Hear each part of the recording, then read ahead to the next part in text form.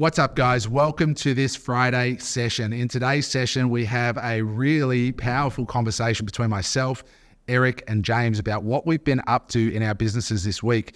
We kick things off with Eric talking about the growth of his business, FightHQ.com.au, which is a business that is owned in conjunction with his main business, MX Store, the business that has around $100 million a year right now in revenue and about 170 staff and burly heads.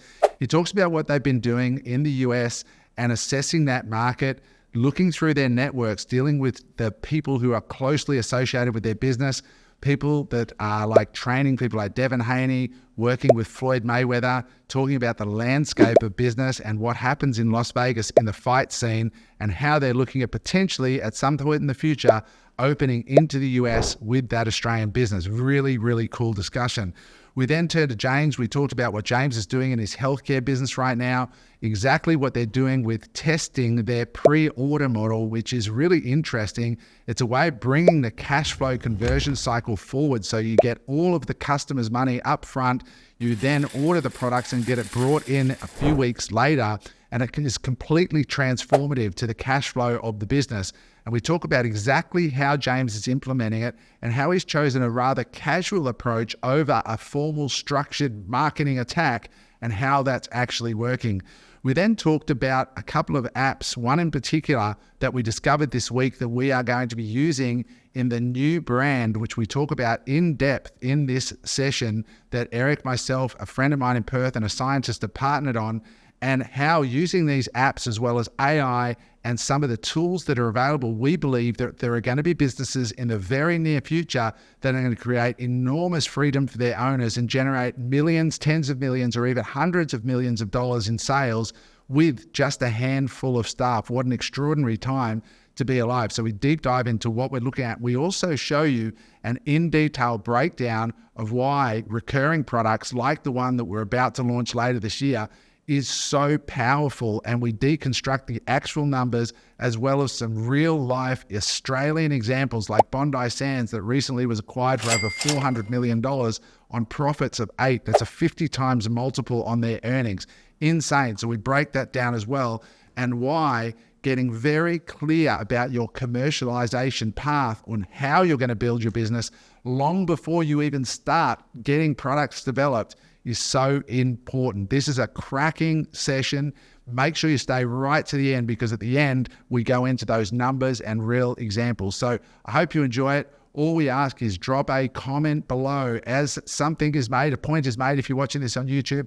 If you like something we say, let us know in the comments so we know in real time. Give it a thumbs up. Make sure you subscribe and tell your friends.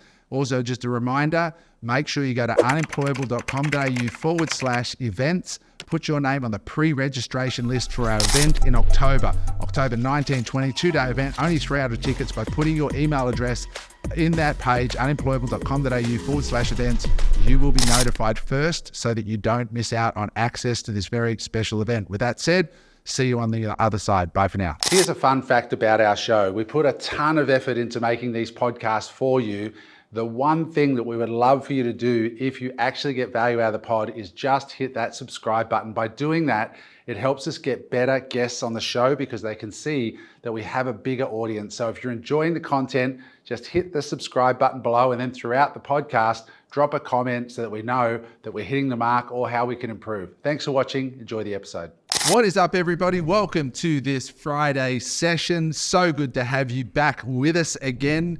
Today, we are running the light version of the Unemployable desk. It is just the three of us today. We got James and Eric both in the house. What is up, boys? James, let's start with you. How you feeling, buddy? What's going on? Mate, I'm good. But glad to be back in the seat. As you can see, I'm linen free. Unlike Eric, you would have thought he would have let his last time when he got ripped to bits from wearing grandma's clothing, but hasn't learned his lesson. So anyway. Yeah, you're rocking the denim today. Oh, yeah. 70s retro. Double denim. Yeah. Looks like you need a packet of Marlboros or something in your pocket with that outfit. Yeah, no, I've kicked a few habits this last couple of weeks, so I need to pick up another one. So. Yeah, exactly. Good idea. Yeah. You could have told me you were wearing that shirt. I would have brought some safety glasses. I think one of those buttons is about to pop right in my face. Well, that's what happens. You get to the gym, fat boy. What's going on? Exactly. Looking buff there, James. What about you, Eric? What's going on? I'm good. Yeah, very good. I had my birthday this past weekend, which was quite fun. Went away with the family for a few days. a beautiful new hotel that they built in Kira, which was really nice, actually. It was nice to just take some time out and hang out with the fam jam. What was the name of the hotel? It looks sleek. It's called Kira Point. So it's residences and also service apartments. Yeah, right. Yeah, it's very nice. Yeah. Same owners as Elements in Byron Bay. They're the ones that developed it. I think that's actually really important to do, right? For all the entrepreneurs listening to this, sometimes you don't need to go far. You can just go for a little, like half an hour, even just a staycation in your own city, and it can feel like you've just sort of like broken up the stress at the... Yeah, General's like, we usually go to Brisbane. She's like, oh, do you want to go to Brisbane? And we can walk around, we can do some shopping and stuff. I'm like, no, I don't want to go walk around. I don't want to go to Brisbane. Let's do something different. And she found this, and it was amazing. It was great. Went for swims on the beach and nice walks. It's starting to pump down there to the coast too, isn't Man, it? honestly, Started to gentrify a little bit. It's starting to get a bit busier. Goldie's just going off, hey. It is. Goldie Brisbane, but Goldie particularly is just pumping.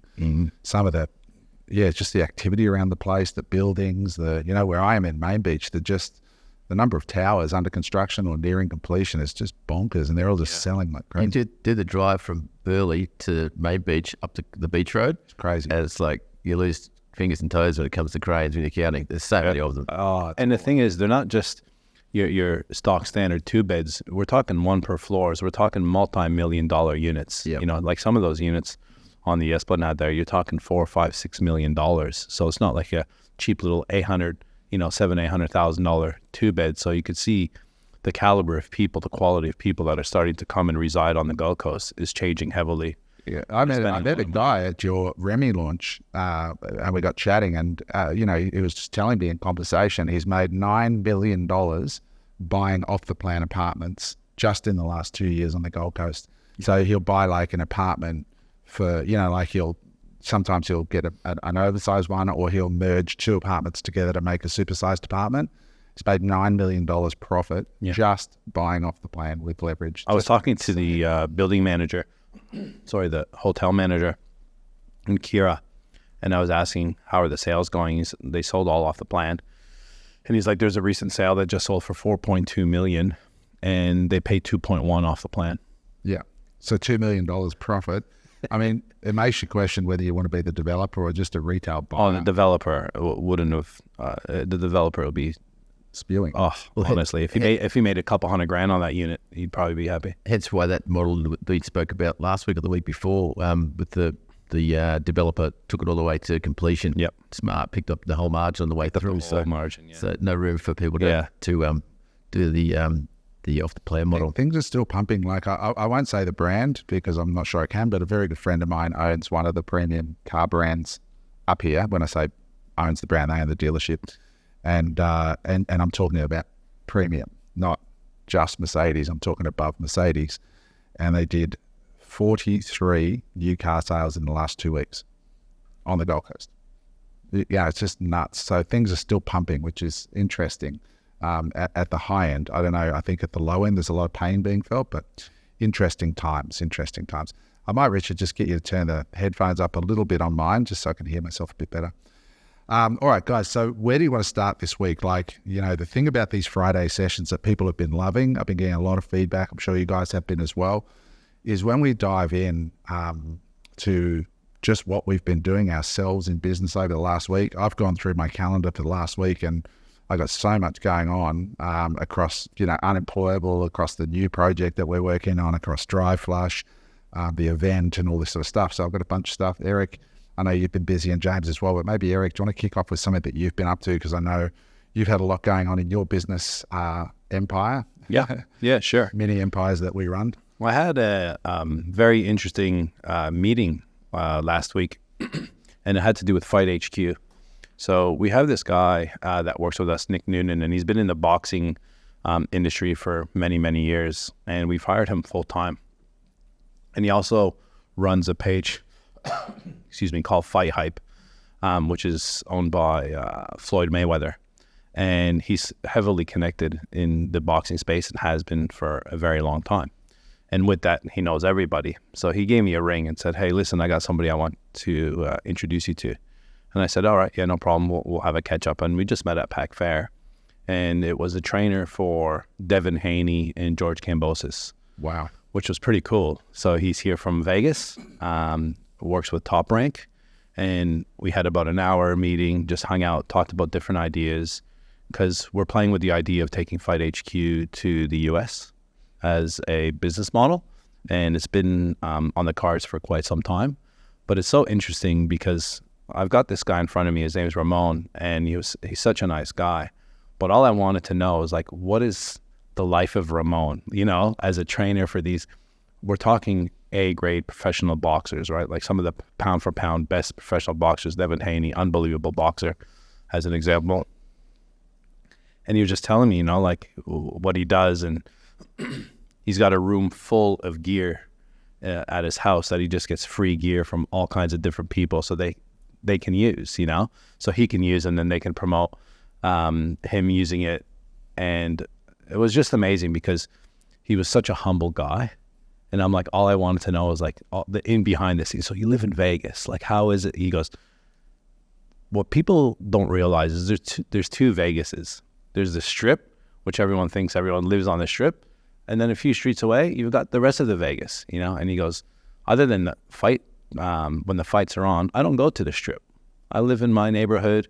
We train at the gyms in the neighborhood. That's where we live. We don't just walk down to the Bellagio and go grab a drink or just walk the Strip, like us tourists would do.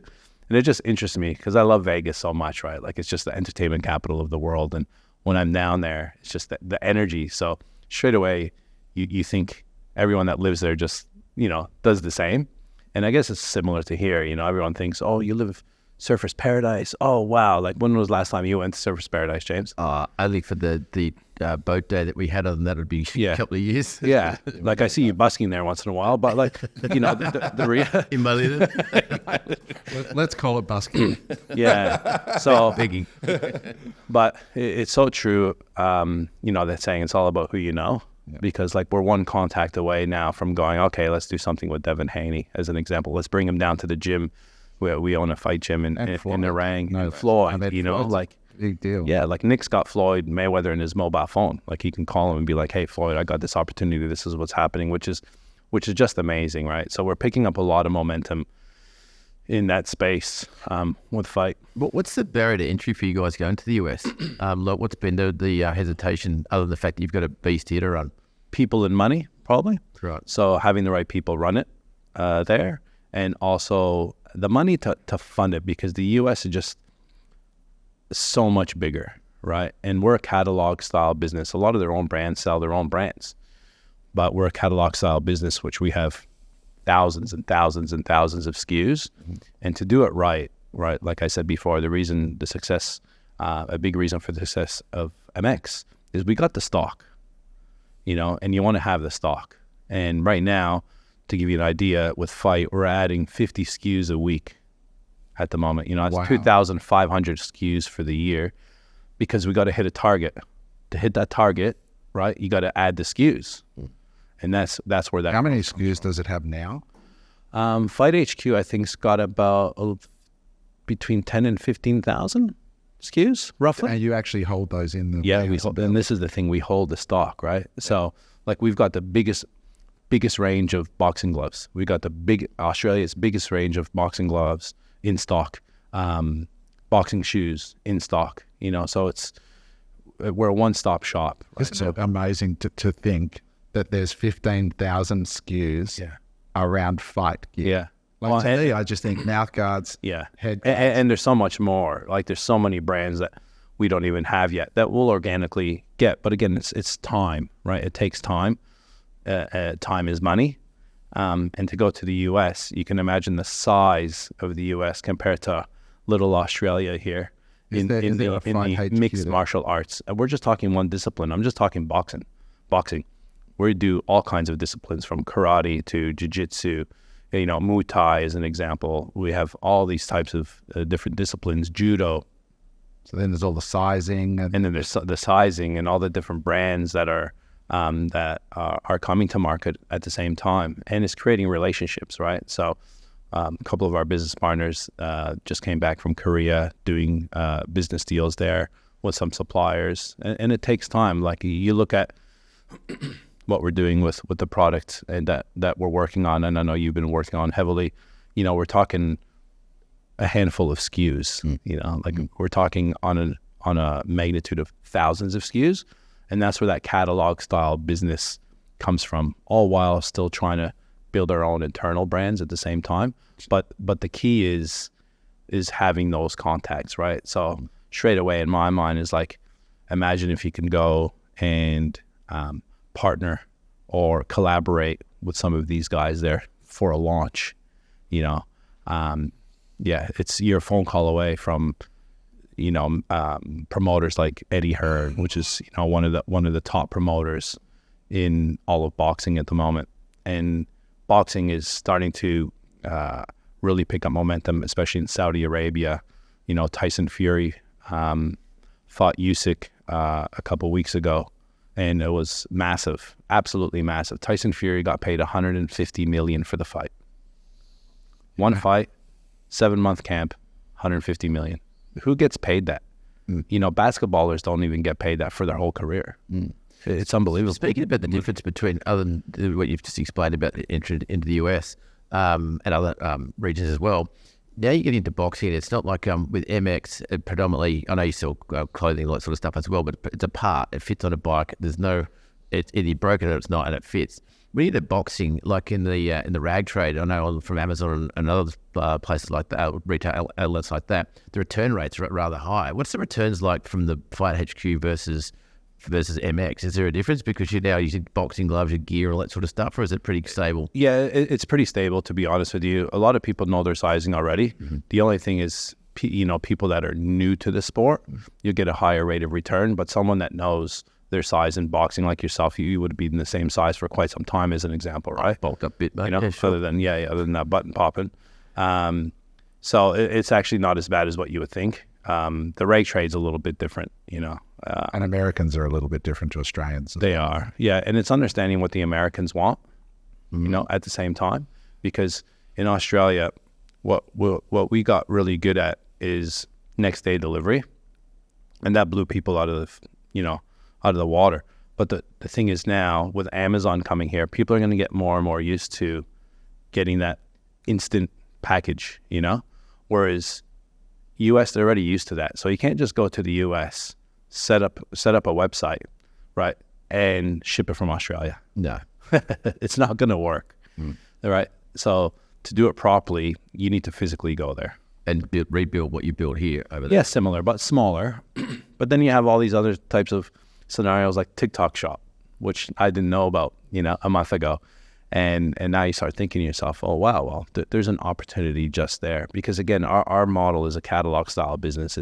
It's mixed martial arts, and it's everything within mixed martial arts that you can go to one spot to get it. Is that in the US yet? Is there like There's not a lot in the US like that. No, a lot of them kind of sell their own. fragmented? Yeah, and that's why we think there's a target for that. Whereas MX Store, there's already a lot of MX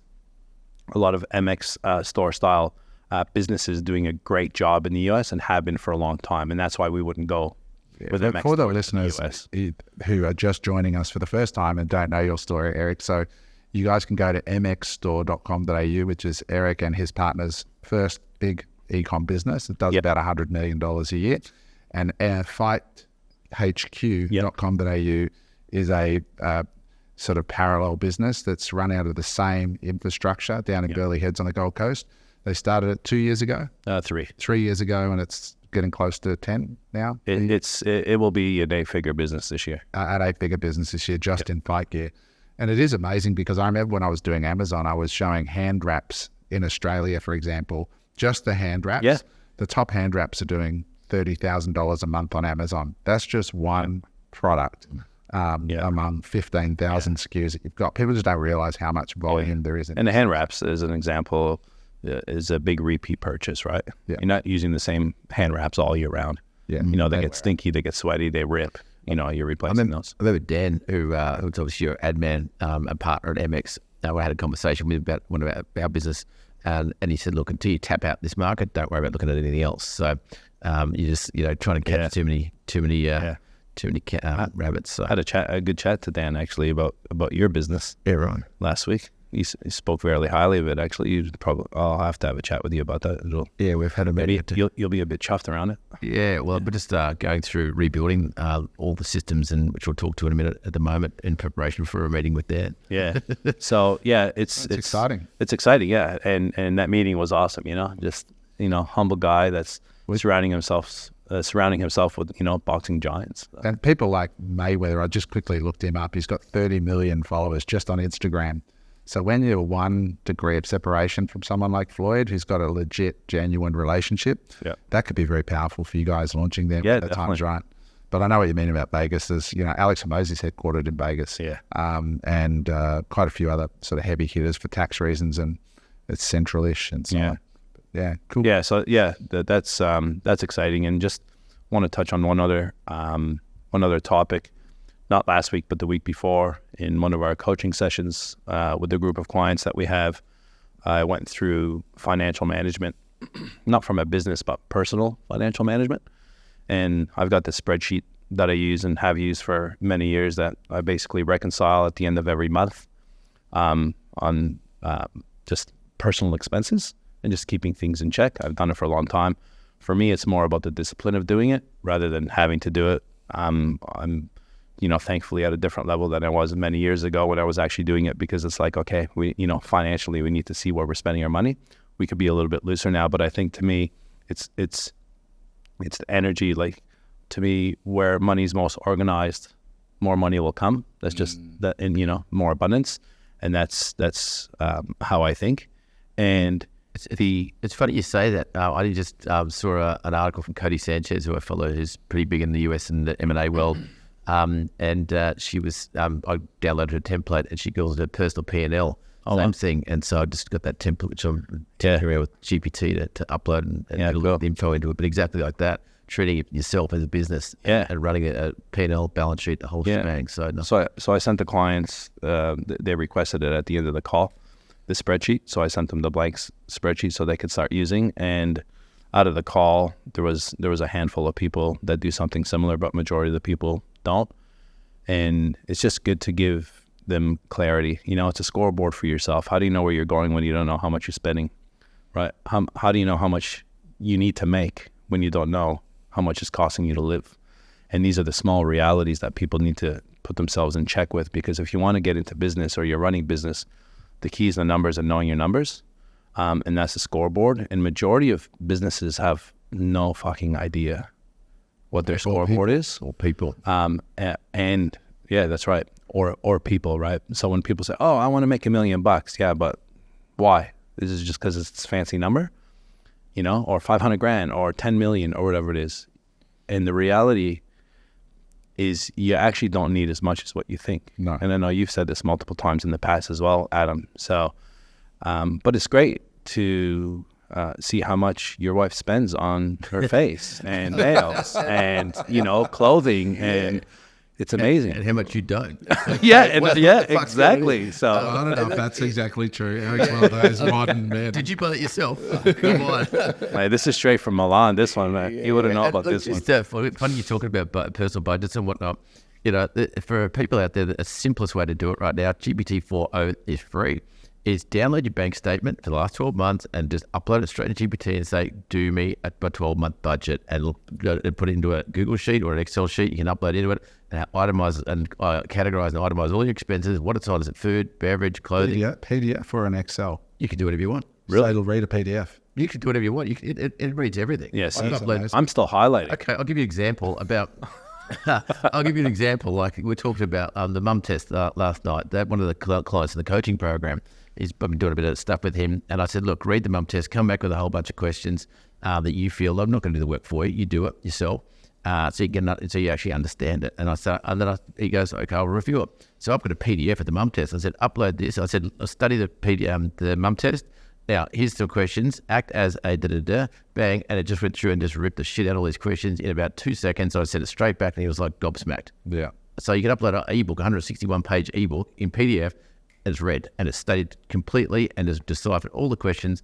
Too suggestive, do this. Too suggestive, do this. Delete this. Like, it would have taken me 4 hours to do it, 5 hours, and then I would have still had my own biases in there about what my interpretation of the book is. So literally... You know what we should do because I'm like, I need to sit down with you for an hour so I can show me a few, because you work a little bit differently.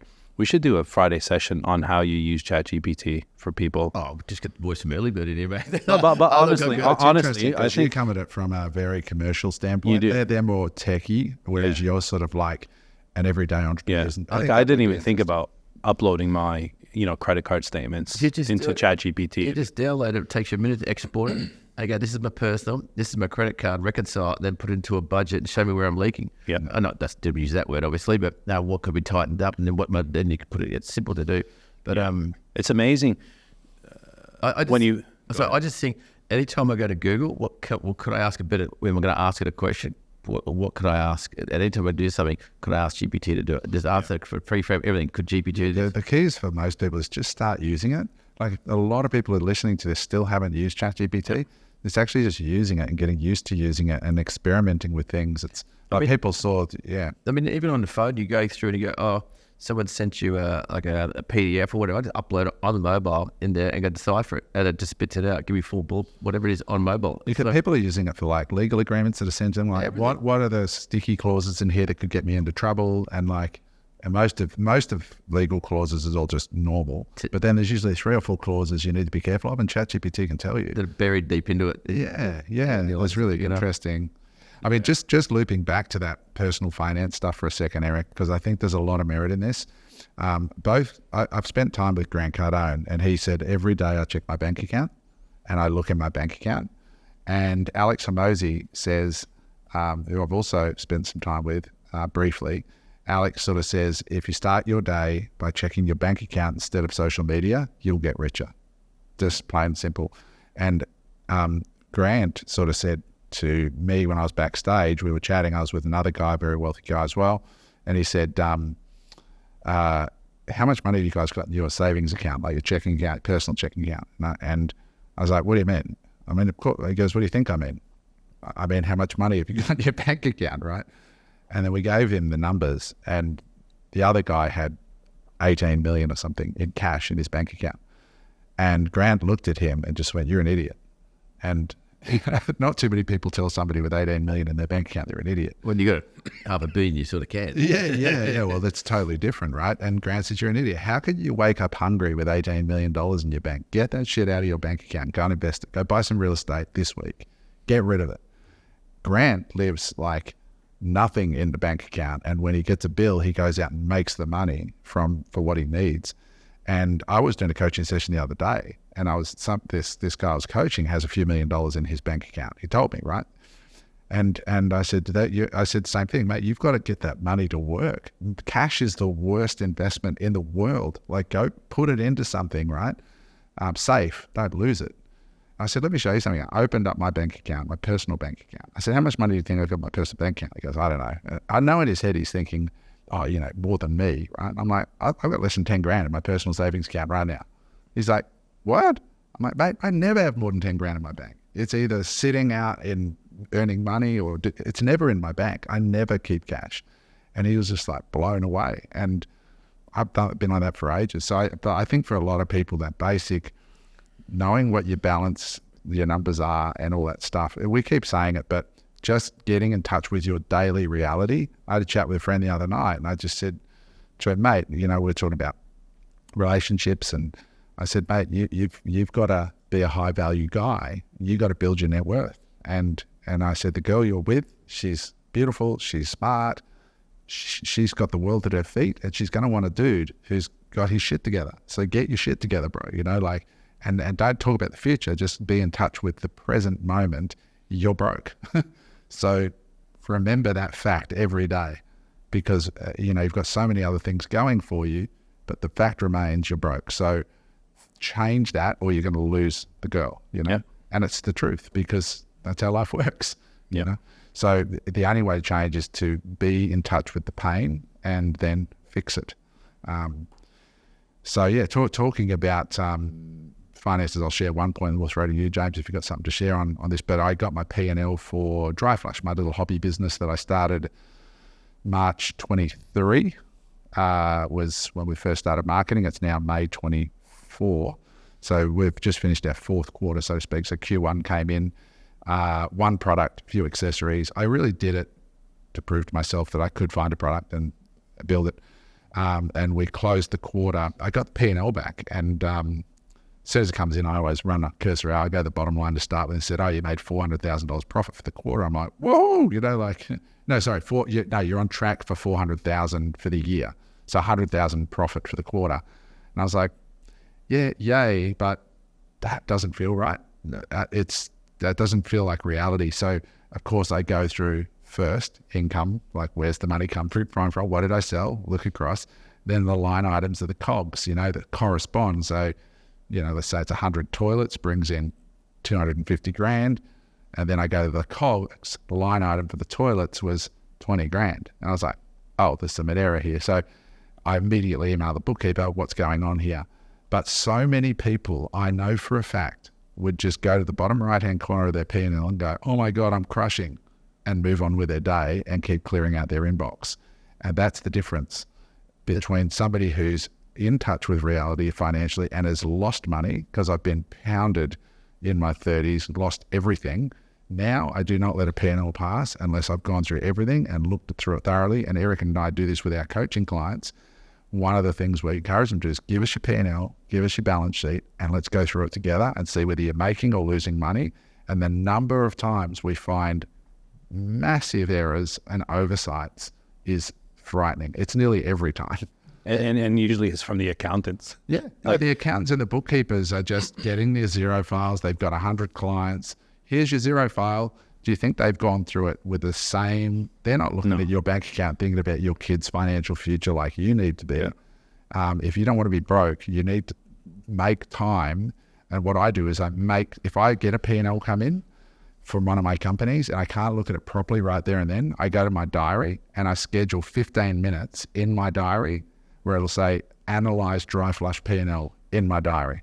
So that's an appointment and there's no other distraction, and I will look at it then. And because I cannot afford to run a business where I'm losing money and don't know it. Especially with physical products business, it's pretty much that you don't have many accounts receivable. It's usually accounts payable for inventory, but as far as accounts receivable, there's none effect unless you do payment plans, which you don't really do. So it stands out like dog's balls when there's a one number that's not right. Yeah, you can jump on it pretty quick. You've got to be able to, and if you're sitting there going, oh, I hate numbers. Nobody cares that you hate numbers. Grow up and watch YouTube and learn to read a bank statement and a balance sheet. The way I see it is, if you hate numbers, don't get into business. Yeah. Because you're setting yourself up for failure.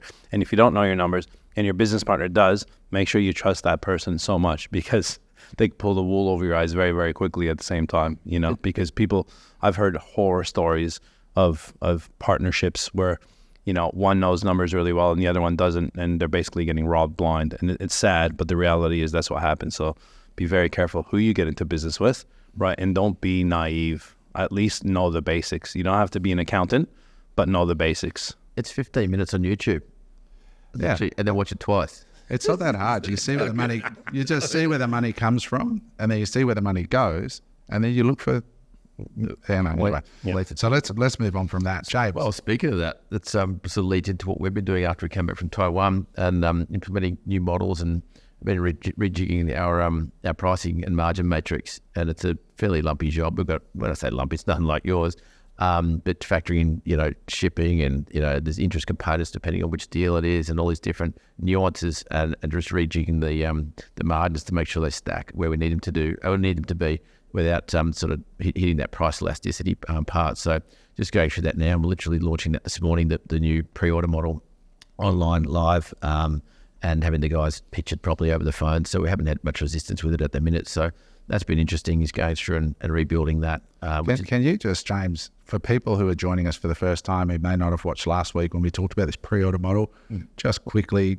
what is the pre-order model that you got as a result of your trip to Taiwan? Yeah, so after speaking with Dan from MX and we're actually putting a label on it, we'd be doing it regardless, because with this business is, when you're ordering a container full of stock, or you may run out of certain lines. So what we start doing is pre-selling the stock that's not even it's in production, maybe in the water, and we're pre-selling it. So it's like call it a pre-order model.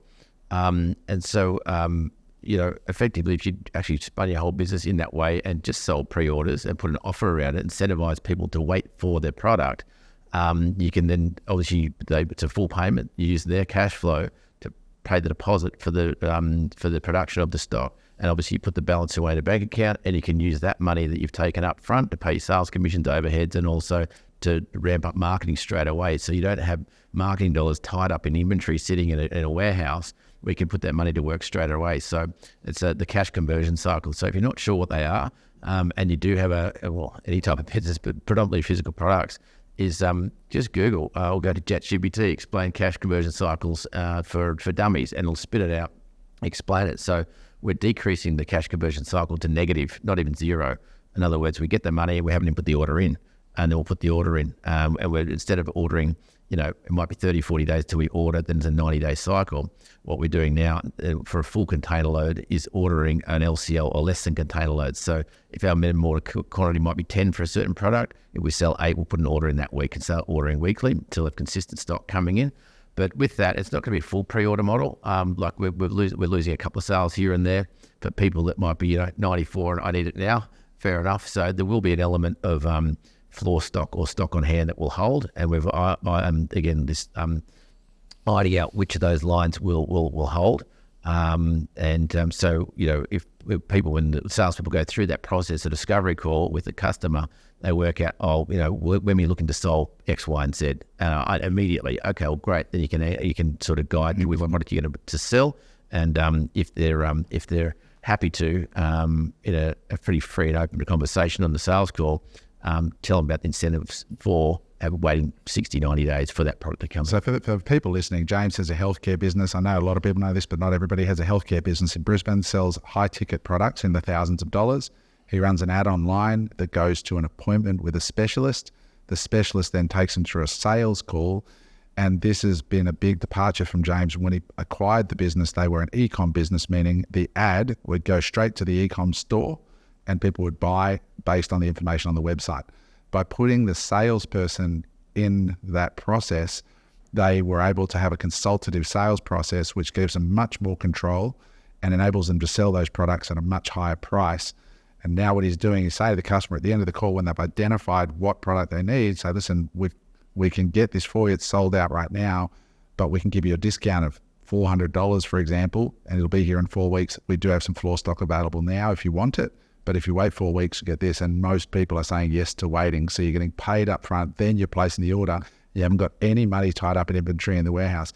I put this on my Instagram, and some people were like, no, I don't like that model of making people wait. And I'm like, well, maybe form an opinion after you've tried it and see. Yeah, and look, it's a model that we've already been currently doing. We just haven't put a label on it and wrapped an offer around it. So we were just doing it by default. And the sales guys they're like, oh, okay, it's just on what they call a back order. You just have to wait for it. And so, what I was thinking this morning in the shower, I was like, you know what, maybe I could get too fancy with this and put an offer around it and create this big thing, or just let them continue what they're doing. Just tell them, this was one of our top sellers. It's a 60, 90 day wait with that. But for waiting, we'll give you, I'll knock $750 off the price and just keep it super loose and informal. Yeah. I thought I could have gone because I'll put a complete marketing package around this. Not like you. No, You controlled your insane marketing mind. Yeah. So look, and I thought, let's just test it and see if by going full formal, we'll call it, full send, is that maybe it's too fancy, or just let the guys just riff it and have a chat with the customer and just have a nonchalant conversation. Yeah, we did it with Dry Flush. We ran out of stock of the toilets. Yeah. And Kev said to me, what should we do? And I said, let's just leave the cart open and keep processing sales. As soon as the order's made, call the customer and say, listen, I'm sorry, we actually just ran out of stock. I'm happy to give you a refund, but the inventory will be here in 2 weeks and we'll ship it out to you right away.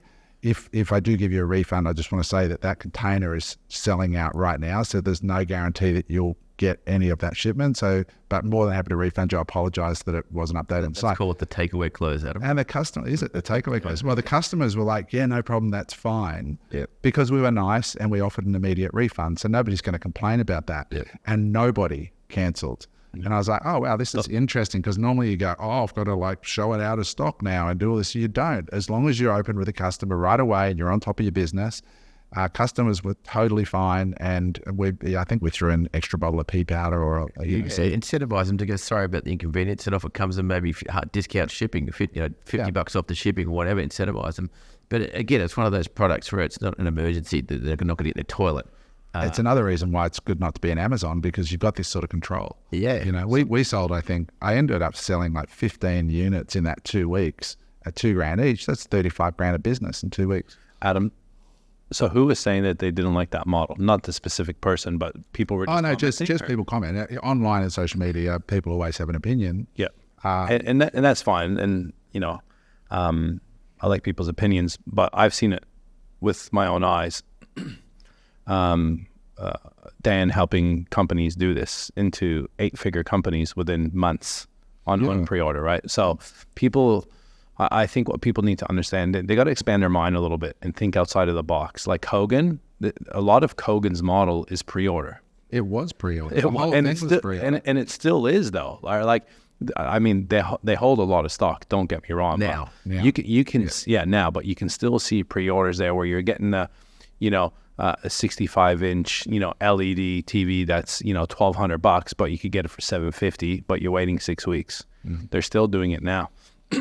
So I think people just need to, like, what business model is the best, right? If you ask what business model is the best, the one that makes the most reward for the least amount of effort, if you ask me. Or risk. Right? Business is all about risk. So to me, it's not about, this model is better than that model, is better than this model. Where you are, it's, least amount of risk, high amount of reward, lowest amount of effort. You get those three things right, and obviously, the ethics and everything behind it and selling, good products. Yeah. Man, that is an amazing business. I mean, it's sector specific. I mean, a pre-order model wouldn't work for someone who's doing a plumbing and drainage company. It's good for high-ticket items. Correct. Yeah. There's all these models out there. I mean, I remember a couple of years ago with Ange, when we had Ange Simpson come in to one of our trainings, and she brought in that guy from The Fifth. So down in Melbourne, there's a company called The Fifth. I don't know if they still run it, how they started, but basically he would acquire 100 designer watches that look like they were Swiss made, but they were out of, I think, China or something. And he would do the release on the 5th of every month, and he would only bring in 100 of the watches or 200 or whatever. And so there was one drop at midnight on the 5th, and all the kids were signing up for the newsletter, and he was ending up doing hundreds of thousands of dollars in sales within 2 hours, because he built up, like, at the website, you can Google it, The Fifth, watch, and they've released all these products on the 5th, and there's limited supplies. It's a strategy. It's just a business model, and it provides time, urgency, scarcity, but also then it would say in that offer. I remember it was like, then there's a 2-week shipping period. It's just drop shipping the product. So he's collected the cash, and he's paying the supplier, and they're shipping direct from factory. And a thing like a watch, you can ship it direct from the factory. Yeah. These mics I bought from China because they were $100 cheaper to buy from China, direct, these new short ones. So one thing, while we're here on this, Eric and I had a meeting during the week talking about commercialization and business models.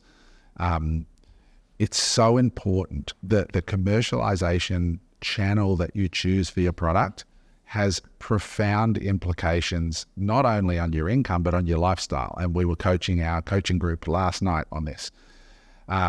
Like, for example, if you choose to become an Amazon seller, very different life to becoming a Shopify seller, which is a very different life to somebody who sells their products to Woolworths because they're just a wholesaler, or somebody that goes on to direct response TV. So your commercialization path is very, very important. Think about before you even decide on the product.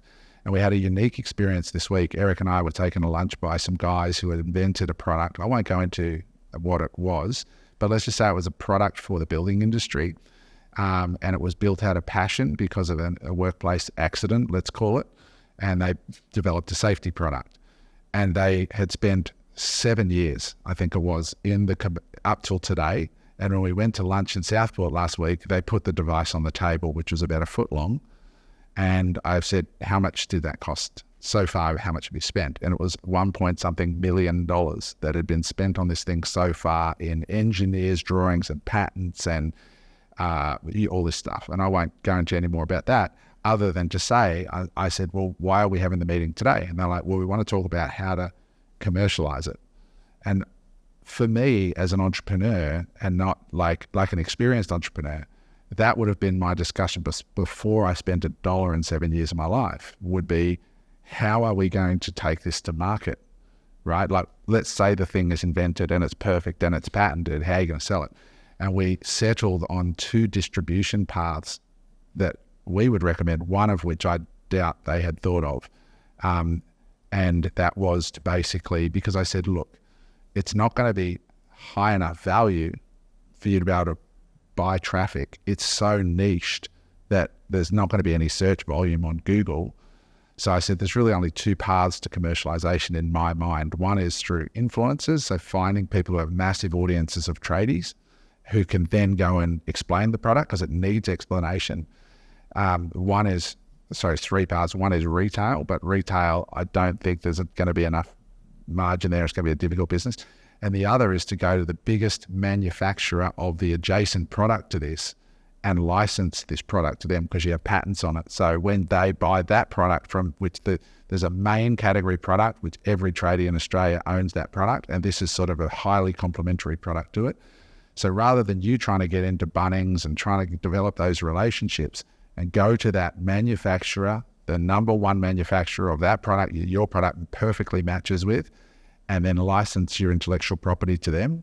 And then you'll have this business where you might get $2 a sale, but it's instantly through their distribution channels throughout Australia. Then you find the equivalent of that in the UK and the US and around the world. And you might have a dozen supplier relationships where you're licensing the product under their brand name, and they were just like, shit, this is actually a way better way to do this. Going back one step, and I wasn't at the meeting, obviously, but I think the other thing it asks is, how many people, just because they buy that doesn't mean to say they're going to buy that. You sold, mate, I think you perceive you sold a problem, but are you going to sway buying habits enough that people are actually going to take it up? It might have been a problem for you, but is it a problem for everyone else? Oh, totally. And that was a discussion we had, and we don't want to shoot this particular idea down or up or whatever.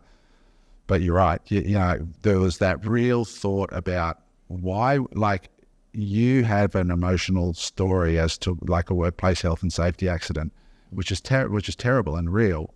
But is that a real perceived problem in the mind of the buyer? A vast majority of which have never experienced that. It was a freak accident. Well, so it's like, you know what I mean? So it's going to be really interesting to see how that goes. But it just shows you, like, James, we've been guilty of it. Absolutely. With our use-by adventure where we dove headfirst and dropped $1 million. Got a bit drunk on our own Kool-Aid instead of really sitting down and playing devil's advocate. The saving grace for that was it only took 9 months of our life, and when we knew it was over, we closed up quickly. Yeah. And you know, into the mum test after you've been rinsed a few times. Yeah. And why? You know, when a P&L passes my desk of a company that I own, I make the time to actually analyze it properly. It costs a lot of money to educate, you know, a target market on a product. You need to make sure that if it's a brand new product that nobody knows about, that you think solving a problem that people don't realize that they even have, it's going to cost a lot of money. Yes. Right. That was a point we made, right? Yeah. Because they said there's nothing like this in the market. And I'm like, you say that like it's a good thing. There's a reason for that. Well, yeah, it could be a reason for that, or it could be a breakthrough product. But either way, it's going to be expensive because nobody knows it exists. So there's no search traffic. Yeah. So when you're working out your margin, your marketing component is going to be massive initially, right? Like, you won't be making a lot of money at the beginning because you're going to be spending all those extra dollars into marketing and awareness, it's education, right? You're going to be making educational style videos to actually show these products. As Dan said when he was on that pod, you know, socials for creating awareness and an audience, and Google's for advertising and selling to them.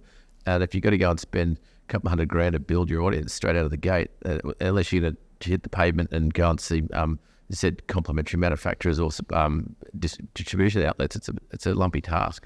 This is why, guys, and I'm going to put in a shameless plug here, if you are out there trying to develop a product, you need to, if you can afford it, get a coach who's done this before, because the ability to sit down with Eric and myself, and you're on our coaching panel, we've got Dante for traffic, we've got Chris joining us from the AI side. When you join our coaching program, you have direct one-on-one access to talk about this kind of stuff. Hey, I've got this product. what's the best way to commercialize it? If you're sitting out there on your own, in your own little echo chamber of your mum and your dad and your wife and your husband or whatever, who have collectively limited business experience, and then you join a community led by people who eat and sleep and breathe business for decades, and then you have access to our community. We've got, I think there's 37 people in our coaching group right now, really diverse backgrounds, and you've got access to this network, and we're meeting every week on a Monday night for an hour, and then you've got one-on-one calls. Then we're about to go around the country and do our meetup, our social meetups. It makes so much sense because the amount of time and money, in this case it was $1.2 million, I think, has been invested so far, and 7 years, versus some business coaching that may help you save all of that time and money. And look, I'm not saying this thing will fail. It may not fail. It may very well succeed, but it's high risk, in my opinion. And probably I wouldn't have gone 7 years and 1.2 million in to get to this point. So if you're interested in that, go to our website, unemployable.com.au, and I think there's a link at the top that says coaching. There's a whole bunch of info there. And then submit a form and let us know if you want to talk to us. Eric or I'll do a one-on-one with you, just have a chat, make sure that you're a good fit for it. And it's also the reason why you want to come to our summit on October 19 and 20, because you're going to hear about these kinds of stories from people who've actually done it in the room. And the room's going to be full of entrepreneurs that you can hang out with. Yeah, you can either pay ignorance tax or pay a cheap ticket, and that's 20 grand for the coaching or whatever it is. 12 months, yeah. 12 months. Right. So ignorance tax is a lot more expensive. You pay either way. I paid a lot of it. You pay either way. It's crazy that, like, we had an amazing coaching call the other week, Adam and I, with one particular student, and a lot of people are building businesses that they actually don't want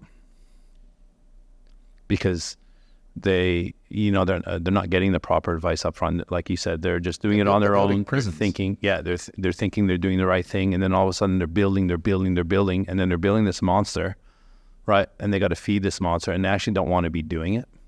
And it's actually sad to see, right? When you have someone going, I'm making money, I'm doing well, and that's a problem. Whereas usually the other people that are starting businesses, their problem is that's what they want. But along the way, they start building and pivoting, on what they think is what they want. And then eventually they go, I'm building this beast, and it's taking up too much time. I'm not seeing my kids. I'm not seeing my family. And it's an impact on them. That commercialization path is what we're talking about. Because when those guys asked Eric and I, what would you do if you asked? I said, hands down, partner with existing brand, peak brand in each country, and license them the intellectual property, let them take the product and run with it. Because I know how I want business to fit into my life. Whereas going out and trying to build retail distribution and all that, like we had, Lawks's Greats on here. Yeah. Lovely guy. $20 million a year in revenue. Great. But it took him 20 years to get there, right? Grant Mayo, $170 million a year in Nutrition Warehouse. 20 years. Plus he's got a business I personally wouldn't want to own because he's got 550 staff, right? He's got over... I wouldn't want that. He's got 115 leases, that he's probably personally guaranteed on every single one. Like, you got to sleep at night with that. He loves it. Yeah. But I know myself well enough to know I wouldn't. I like high leverage, and I like businesses that I like creating. I don't, so you got to know yourself. And what you said there, Eric, was so powerful. A lot of people building businesses that they don't want. Yeah. That's powerful, and it should sober people up who are listening to this. And the number one thing is to really get real about what is going to be required to commercialize this product in every way, and am I down for that? And another question you need to ask is what do you want? What do you want? But what does your partner want? If you're in a relationship, what does your wife want? Or what does your husband want? Yeah. Because let me tell you, if you're building something that you want and they're not aligned to it, you're going to have to make a choice at one point or another. And it's going to be either the relationship or it's going to be the businesses. Yeah, if not, they will. Yeah, exactly. That is tax. My friend Luch calls it the departure tax. Yeah. Here's the sand. But that is the hardcore reality of life right now. They say the dildo of consequence rarely comes lubed. I mean, like, just God, I still have to work with a bunch of degenerates. Yeah, here we go. Who do I sound like? It's true though, right? Like it's true. I mean, like Adam's used to biting the pillow, I guess. Well, I'm telling you, bro, I've had a crack at or that. opening his mouth in the shower. Anyway, that was last week. But like, I think it was, I don't want to call you did.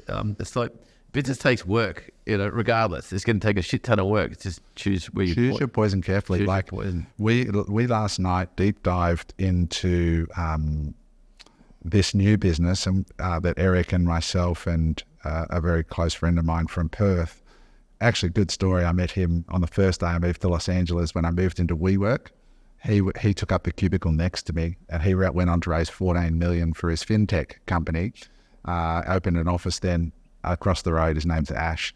Super guy. Him and his wife Sally became really good friends of mine in LA, and we lived there for 5 years. And he's from Australia, it's Perth. So anyway, we always wanted to do a business together. So he and I are doing this business. Eric's an investor with it, and we've got a scientist as the fourth party. Anyway, we were talking about, I'm now very, very drawn to physical products businesses that are operated on Shopify. And the reason, well, when I say Shopify, not Amazon, I think there's a confluence right now of technology and opportunity for people who want a phenomenal lifestyle business. Products, because when somebody buys a product, they're not buying your time. So the thing just sells off the shelf and you get paid and the thing ships and you don't even touch it. So the dry flush toilets, I don't even touch them.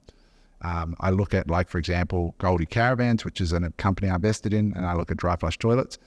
When Goldie Caravans takes an order for a $100,000 caravan, they need to mobilize a whole bunch of resources, hundreds and hundreds of parts and people and so on to assemble this thing. I do $100,000 a month in sales on dry flush and I don't even touch a box with no people. So for me, I love that lifestyle type of leverage. So I love product businesses with a confluence of AI, which is now automating so many tasks that used to cost money. Little giveaway here for you guys. We'll talk about, if you're taking notes, Photo Room app.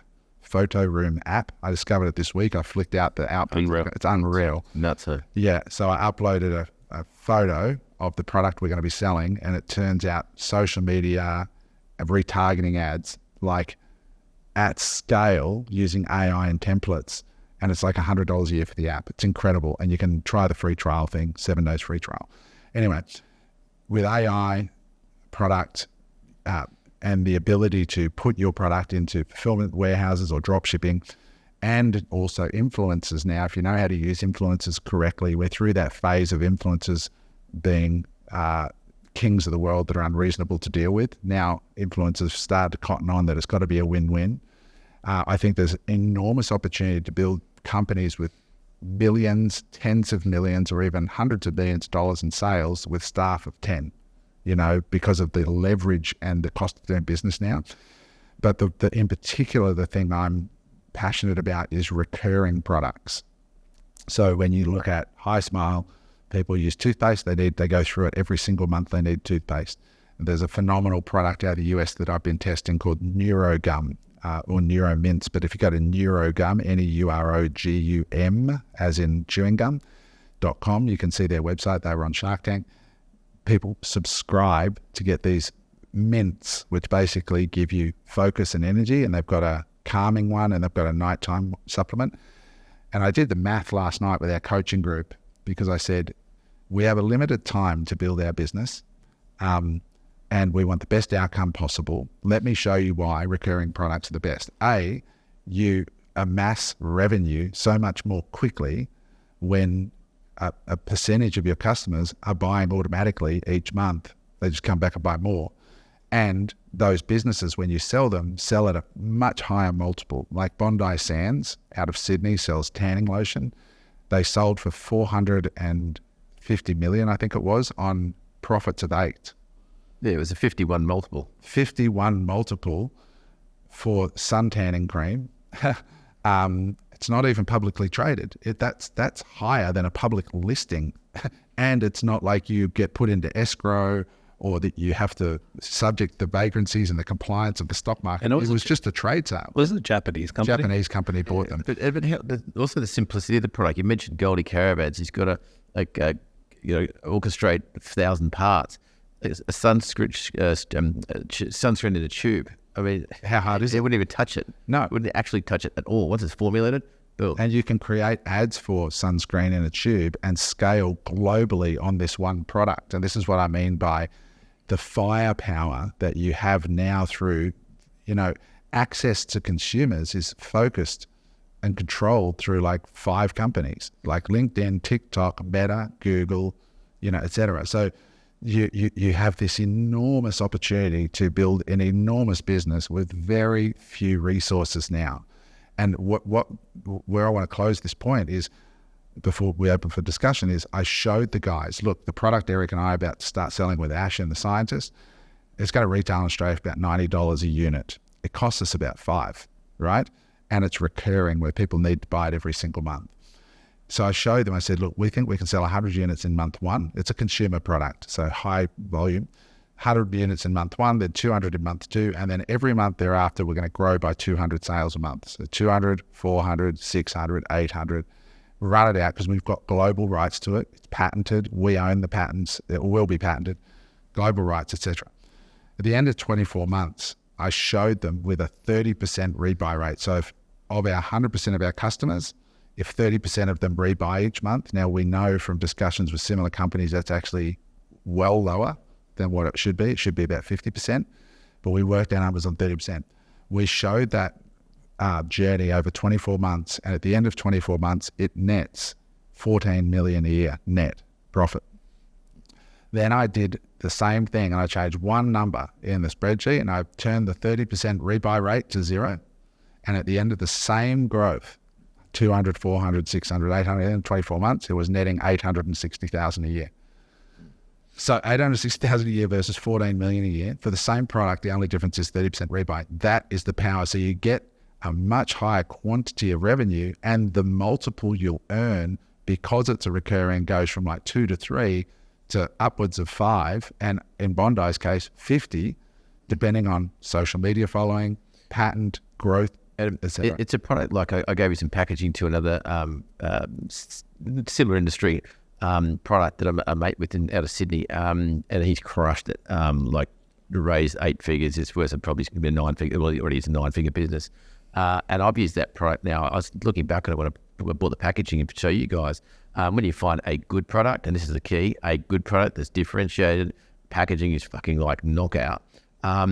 I've been using that product for 7 years. I've probably using that product for now 12 years. And I probably buy 3, maybe 4 times a year. Sure, it's only $60, still $240. But you can mention the brand over there. Yeah, Patrick's products, men's grooming products. I was there when It's got amazing brand. Yeah, he had 3 products when he first started out, when I used to get a CrossFit with him in Bondi. And now he's got quite a suite of products. And they're fucking fantastic products. The packaging is bonkers. Go check it out, patricks.com or .com.au, either or. And they're on Instagram. And great Instagram. Yeah, the photos are nuts. They're global. They're through Net-a-Porter, through Sephora, Macy's. Also, just go to the website. Somebody's going to buy that. Oh, he's already been, from what I understand, he's had because he did a talk somewhere. It's on YouTube.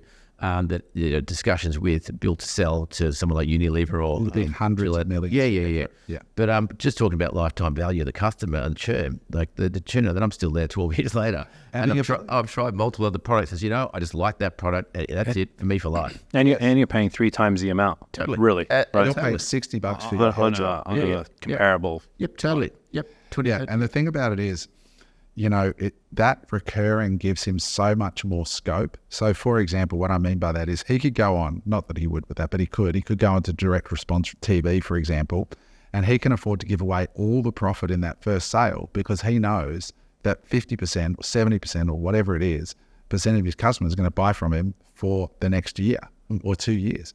So if you go into the marketplace and you've got a 1 bullet in your gun, mate, you can't give away. You can't attract partners. You don't have the marketing budget that he does because he's got all this back-end revenue.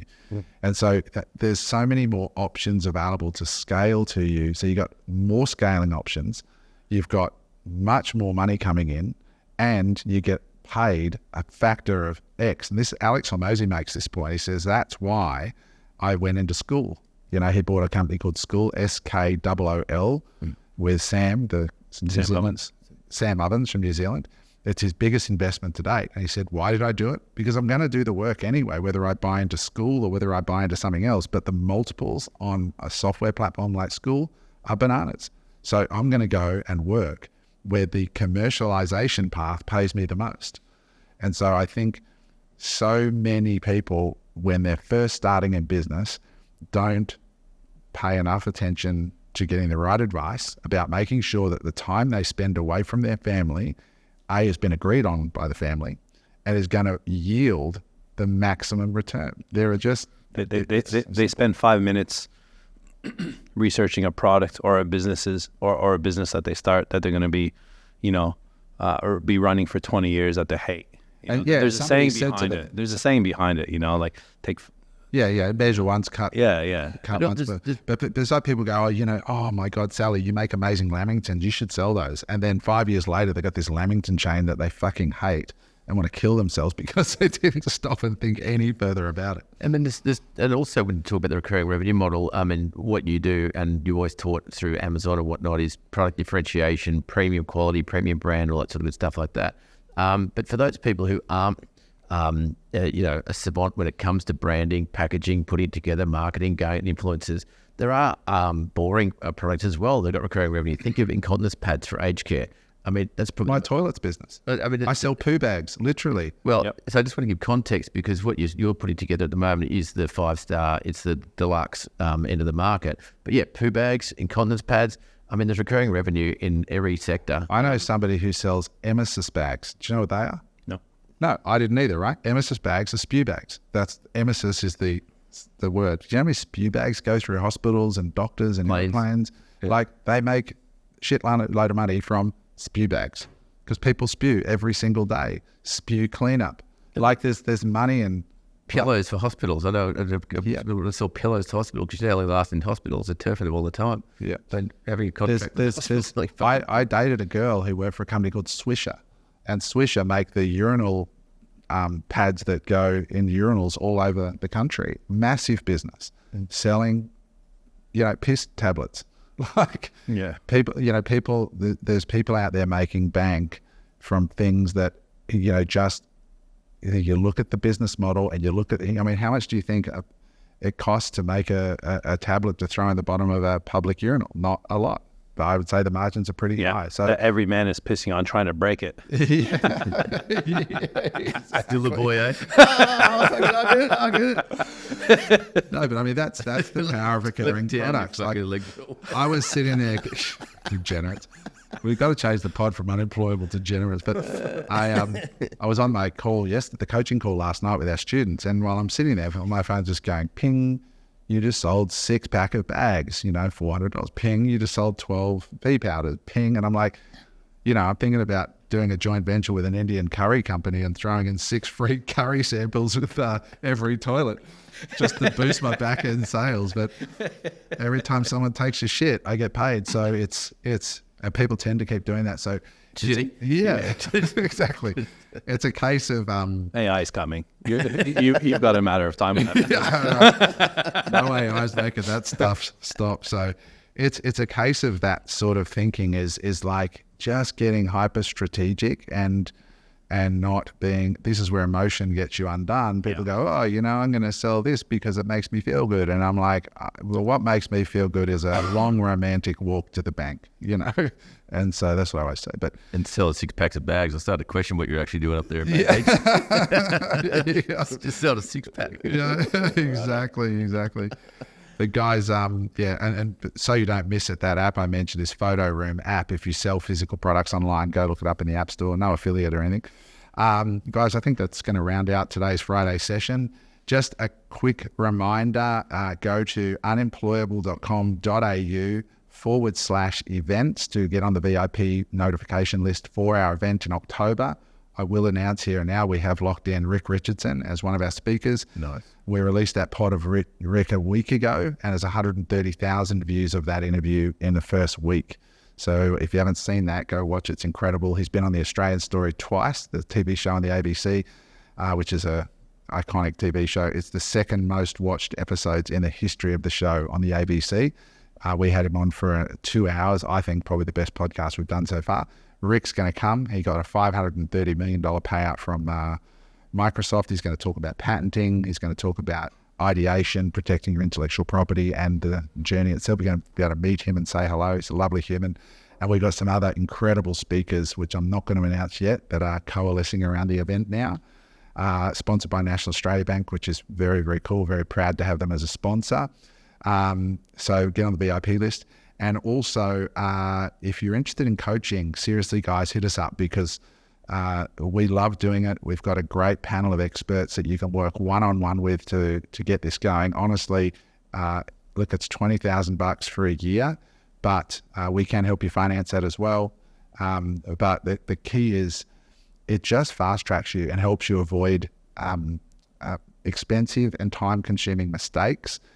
It can shed a light on opportunities that you may not have even seen, and we can connect you with our entire network of people. It's taken us literally decades each to acquire, and you'll have direct access to our network of entrepreneurs that are already in the program. And we've got some incredible entrepreneurs in there, that from in the building industry to e-commerce. It's a really cool group, and you get to build a proper relationship with us over the course of the year. So if you're interested in that, go to unemployable.com.au/coaching. Other than that, guys, thank you so much for joining us for this Friday session. Please drop a comment below. Let us know if you've enjoyed the session, what you got out of it, and let other people know about this podcast. We're up to nearly 3,000 subscribers. We've had, I showed you the numbers, I think 600,000 or 700,000 plays of the podcast now in the first 5 months. So we're very, very excited, and can't wait to see you guys soon at the event. Bye for now. Thanks for watching, and we'll see you on the next one. Hey there, I hope you enjoyed that episode of Unemployable. If you'd like to watch another episode, just click there.